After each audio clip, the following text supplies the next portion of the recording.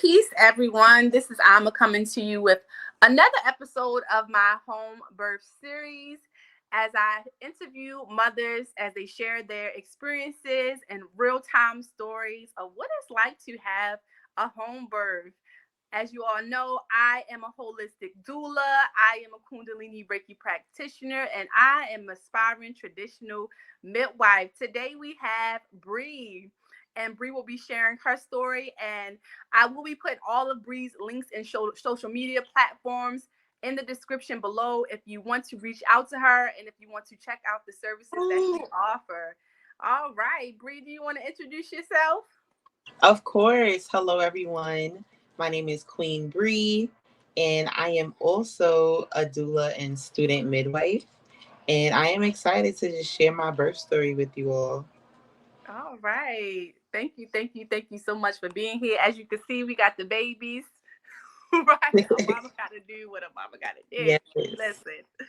All right. So my first question, Brie, is what led you to have a home birth over a hospital birth?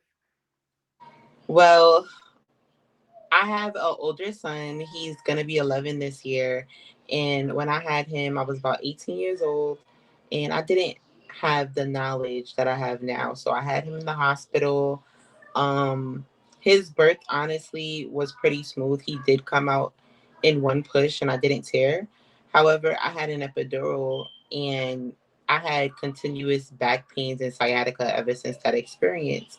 And I also wasn't able to breastfeed. At least I thought I wasn't.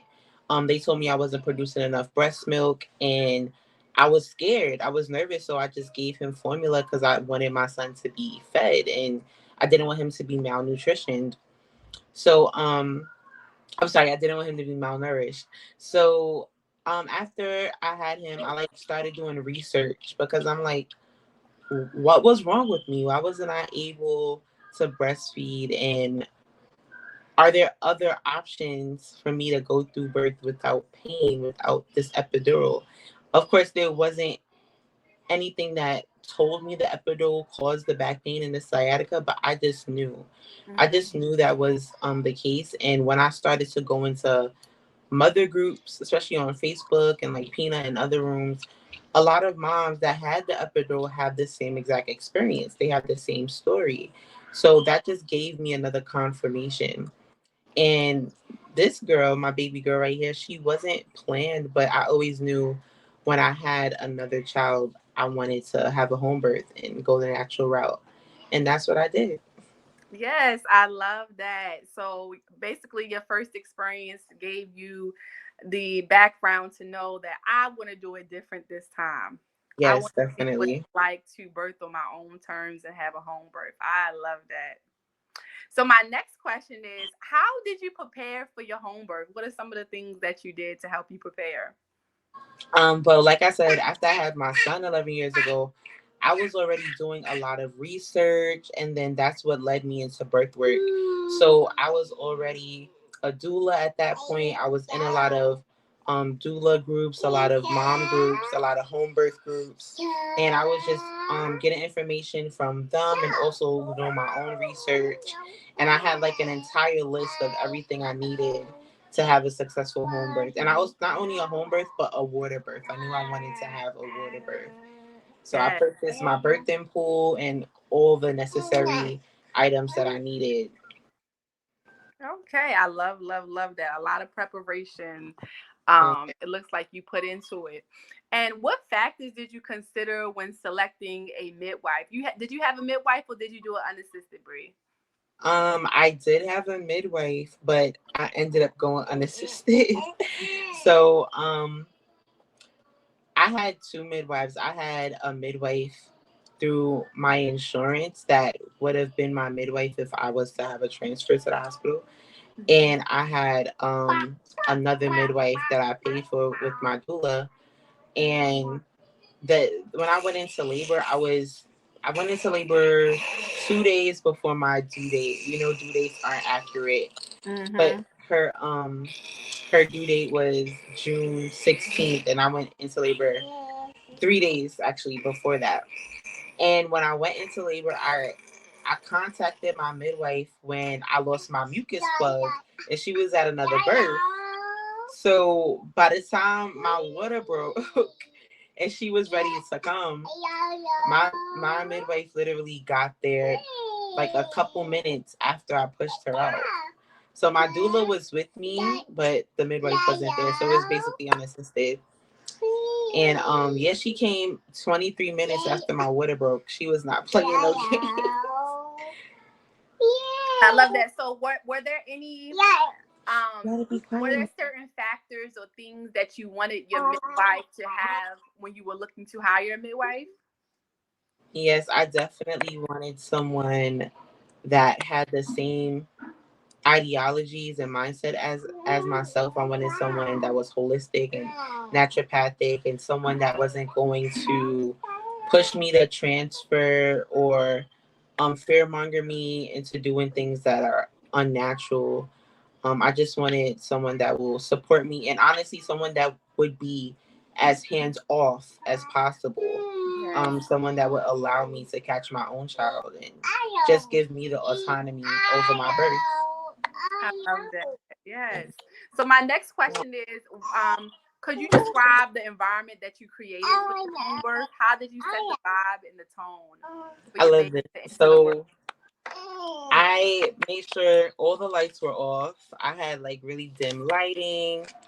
I had like music playing that will keep me um that would just keep me in a nice calm mood and keep my oxytocins flowing. I had my birthing pool set up in my bedroom right next to my bed.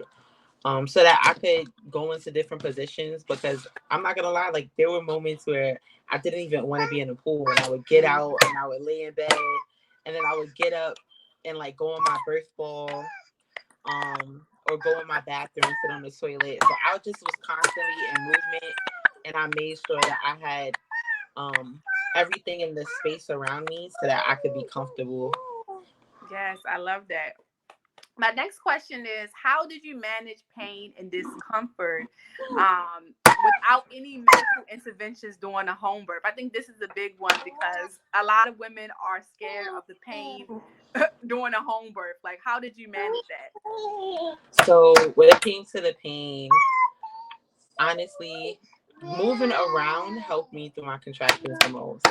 So when I would feel a contraction coming on, I would put my hands on the wall and like move my hips to the music. I would sway my body, or I would get on the birthing ball and just sway my hips and go in circles, or like I would go in the pool and do some squats. But I would constantly be moving my hips and moving my body, and that's what really helped.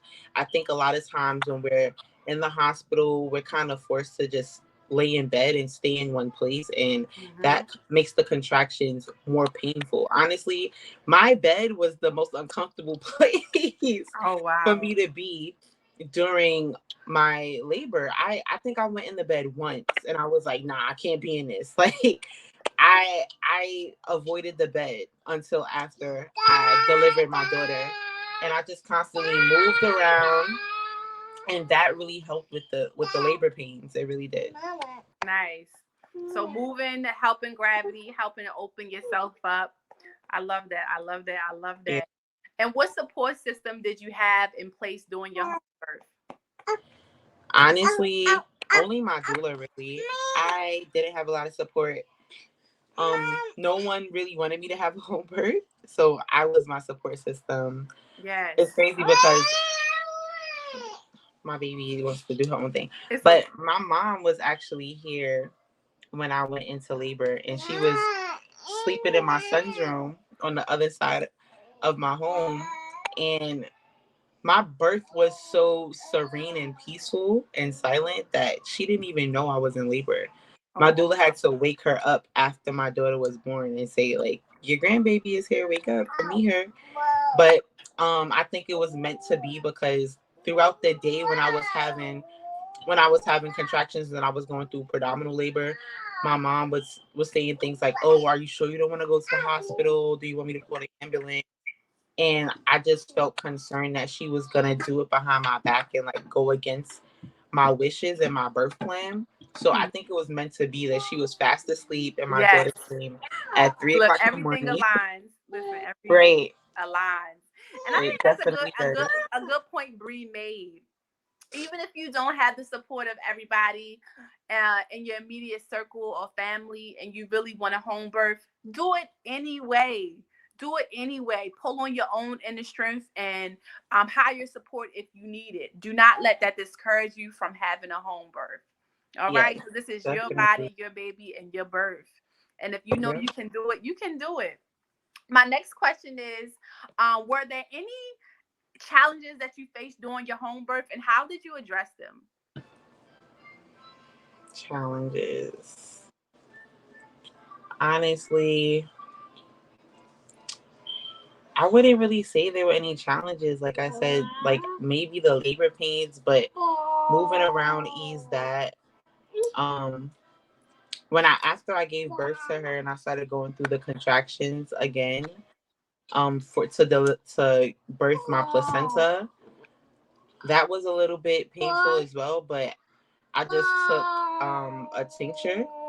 It's called Bridge, and that helps push the it helps passes the placenta, and it helps with hemorrhaging, to avoid hemorrhaging.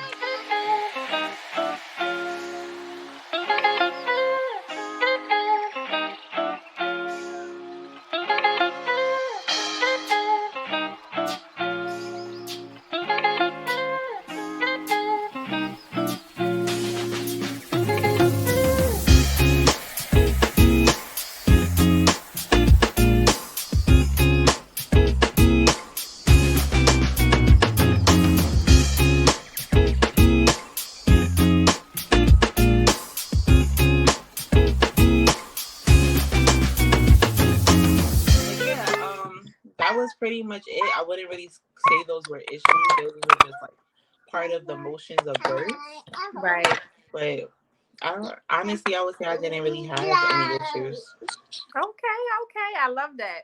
And how did you ensure safety of both yourself and your baby during home birth? Well, I just, did a lot of reading, did a lot of research. I was prepared for almost like um any adverse reaction or anything that could go wrong.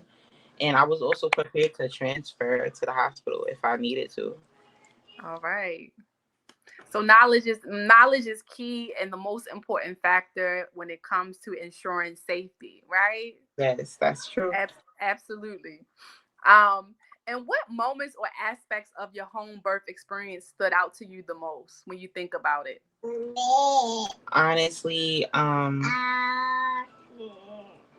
what stood out to me the most was how how beautiful home birth was. Um, honestly, after I had my daughter, I thought I wouldn't want any more children, but her birth was so beautiful and orgasmic and serene that I could have as much children as like is meant to be honest. I feel like in that setting when we're not laying down and we are able to birth in our own positions and be comfortable in our own space. Like birth doesn't have to be traumatic. Like I Yes. constantly see like this ideology that birth is always traumatic, and it doesn't have to be. I was able to catch my own baby and just sit with her in the pool and immediately have her latch onto my breast and just like hold her in my arms, and no one else touched her. It was just me and her. And of course, like the midwife checked her to make sure like she was okay and she was healthy, but she literally did that while she was in my arms. And her umbilical cord was ever cut. I had a lotus birth as well, and her cord fell off naturally in 4 days. Her belly button healed beautifully, and I just think the entire experience was just a beautiful experience, and I would love to do it again. Yes, I love that. Like I got the same sentiments. I could do it over and over and over again. Yes.